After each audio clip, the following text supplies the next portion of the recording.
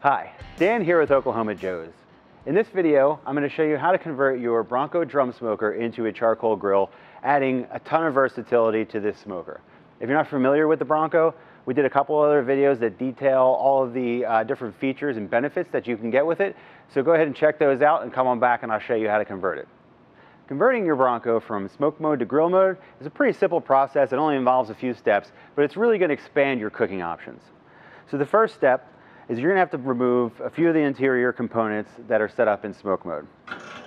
First will be your cooking grate. Next is the heat diffuser. And finally, you'll take out the charcoal basket. Second step, you're going to take your heat diffuser from smoke mode and flip it over to grill mode and just drop that in next. This is actually going to raise the platform that your charcoal basket is going to sit on, and therefore bringing the charcoal basket right up under the cooking grate.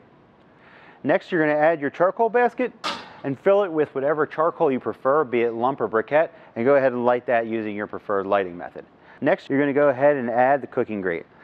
Again, this is our nice thick porcelain coated grate, and it's going to give you 284 square inches of grilling surface.